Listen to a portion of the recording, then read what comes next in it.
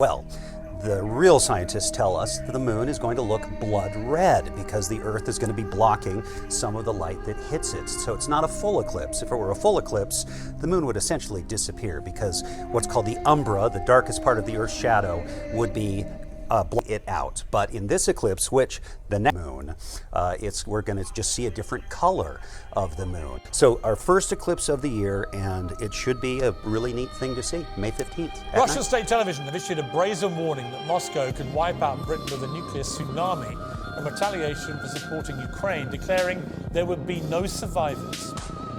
In Britain, they seem to be rambling.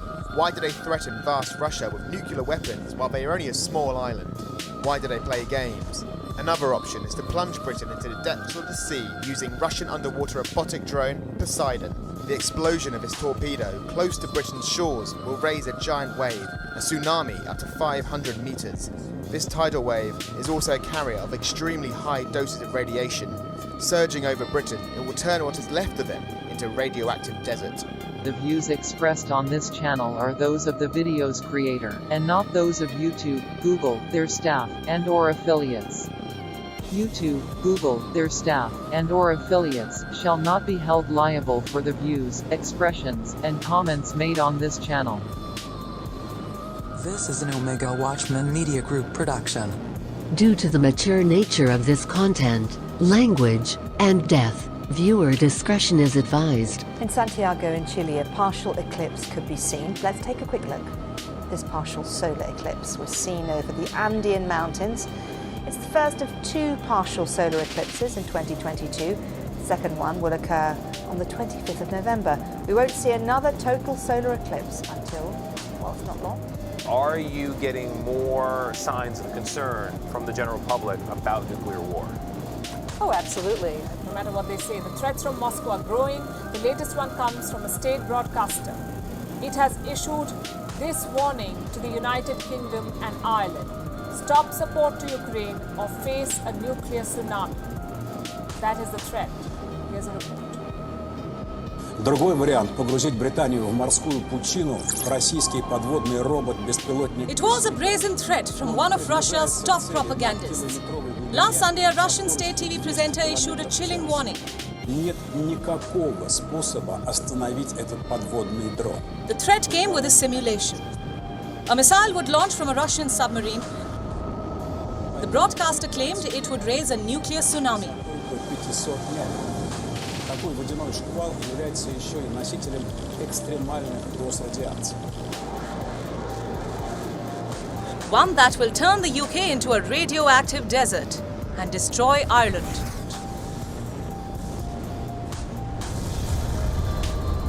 Who is the man making these threats? His name is Dmitry Kiselyov. Many consider him to be Russia's chief spin doctor. Kiselyov has a reputation for such extravagant threats. In 2014, he issued similar threats to America. Kiselyov claimed that Russia could turn the United States into radioactive ash. This is an Omega Watchman Media Group production. Let there be lights in the firmament of the heaven to divide the day from the night. And let them be for signs, and for seasons, and for days and years. And let them be for signs, and for seasons, and for days and years. And great signs shall there be from heaven, and there shall be signs in the sun, and in the moon, and in the stars. And upon the earth distress of nations, with perplexity, the sea and the waves roaring. And I will show wonders in the heavens and in the earth, blood and fire and pillars of smoke. The sun shall be turned into darkness, and the moon into blood, before the great and the terrible day of the Lord come. The second new moon of April 2022, which occurs on Saturday, April 30th, will be a black moon. It is a rare occurrence which will also coincide with a partial solar eclipse. This year's first solar eclipse will be visible in several parts of the world. The partial solar eclipse will start on May 1st, 2022 at 12:15 am and end at 4:07 am IST. The solar eclipse occurs when the moon crosses between the sun and the earth. In Santiago in Chile, a partial eclipse could be seen. Let's take a quick look. This partial solar eclipse was seen over the Andean mountains. It's the first of two partial solar eclipses. Oh, then in 2 weeks, we'll be able to see a total lunar eclipse. That's if the skies are clear, right?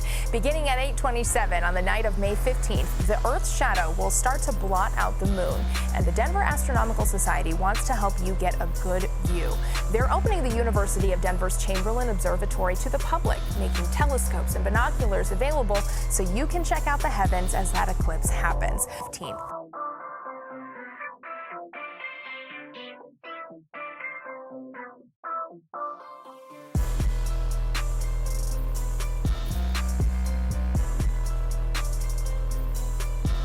The public is invited to join the Natural History and Science Museum to watch this month's lunar eclipse.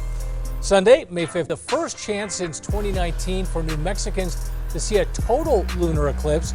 There's going to be a lunar at 10:11 to 10:53.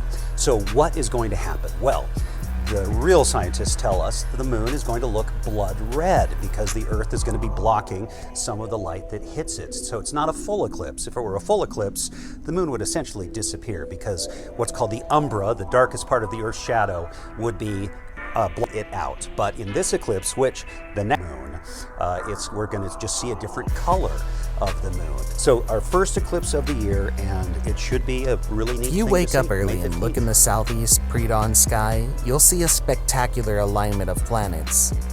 Starting from the horizon, there'll be Jupiter, Neptune, Venus, Mars, and Saturn. All of them will be easily visible to unaided eyes, except Neptune. But the planet parade is not the only celestial event to look forward to. As the planets move in each other's vicinity, they will end up in close conjunctions with other planets.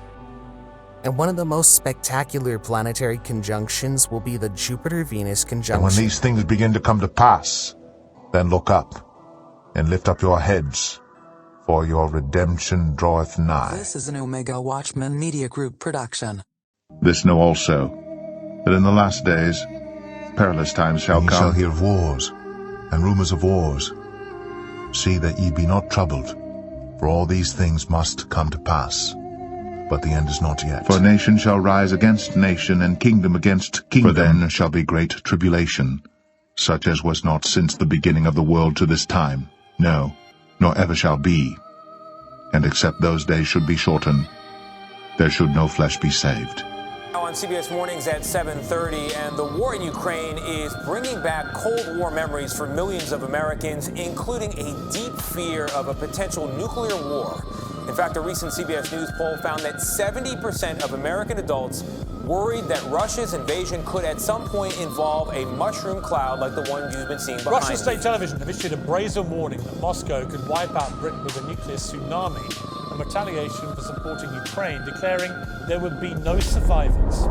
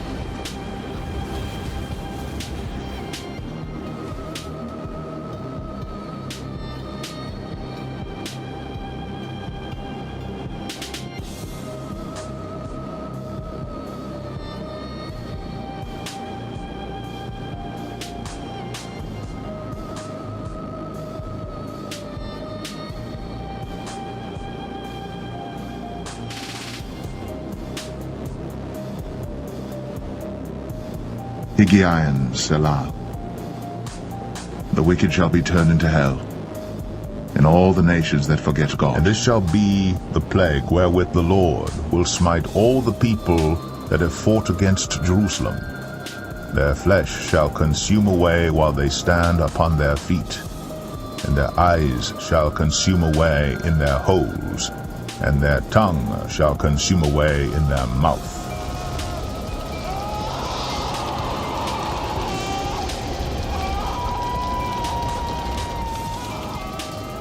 This is an Omega Watchman Media Group production. In Britain, they seem to be rambling. Why do they threaten vast Russia with nuclear weapons while they are only a small island? Why do they play games? Another option is to plunge Britain into the depths of the sea using Russian underwater robotic drone Poseidon. The explosion of this torpedo close to Britain's shores will raise a giant wave, a tsunami up to 500 meters. This tidal wave is also a carrier of extremely high doses of radiation. Surging over Britain, it will turn what is left of them into radioactive desert. Uses the N-word, the nuclear word, all the time. That's a no-no. You're not supposed to do that. He uses it on a daily basis. And everybody's so afraid, so afraid, so afraid. And as they're afraid, he uses it more and more. That's why he's doing the kind of things he's doing. He's doing them because he thinks nobody's going to ever attack us because they're all stupid and they're afraid to talk about it. I totally agree with you. Okay? So what do you do and about instead that? of, excuse me, it's Yeah, a little complicated. I'm sorry. Instead of, kowtowing, instead of Biden saying, oh, he's got nuclear weapons. He keeps saying he's got we have better weapons. We have the greatest submarine power in history. So what would you say and do? I would say we have far more than you do, far more powerful than you, and you can't use that word ever again. You cannot use the nuclear word ever again. And if you do, we're going to have problems. My reading of what you've been saying is that when you were talking to Putin, when you were president and he was talking about potentially invading Ukraine, that you threatened him with your nuclear capability. I threatened him like he has never been threatened before. Did you threaten to use nuclear weapons? I don't want to say that. I threatened him like he has never been threatened before. What's your message for Putin now, right now? If you could talk to him, what would you say to him? I would say it's a shame what you've done. You're killing, I think potentially, look, if these people aren't smart, and they're not, our leaders are not smart. If they're not smart, you're going to end up in a nuclear war. Now on CBS Mornings at 7:30, and the war in Ukraine is bringing back Cold War memories for millions of Americans, including a deep fear of a potential nuclear war. In fact, a recent CBS News poll found that 70% of American adults worried that Russia's invasion could at some point involve a mushroom cloud like the one you've been seeing behind me. And the rhetoric from Russia's leaders has only poured gasoline on those concerns. In a not-so-veiled threat, President Vladimir Putin warned this week they have all the weapons they need to respond if other countries get involved in the fighting. In response, President Biden said yesterday it's, quote, irresponsible for Russian leaders to make idle comments about nuclear weapons. So unfortunately, now seems to be like a very good time to think about what a nuclear war might actually look like and whether our country would be prepared.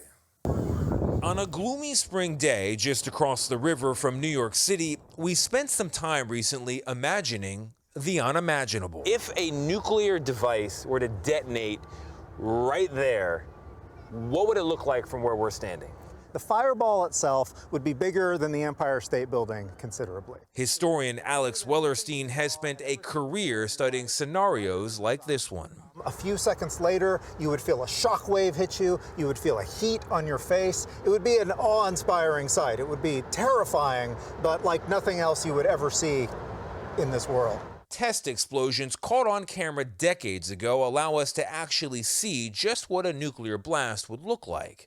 The result of an uncontrolled chain reaction, splitting and fusing atoms and releasing an energy locked inside billions of years ago by exploding stars. But to demonstrate what a nuclear blast would actually do to a city, Wellerstein, a professor at the Stevens Institute of Technology, developed a grim tool, a website called NukeMap, on which people can simulate a detonation anywhere in the world. Let's put it around Times Square. And as in real life, it begins with just the push of a button. Okay, all right, let's hit the button. Let's hit the button.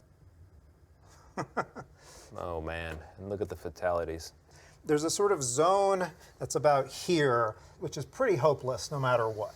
That's with a bomb like the one that struck Hiroshima, a so-called tactical weapon, small by today's standards.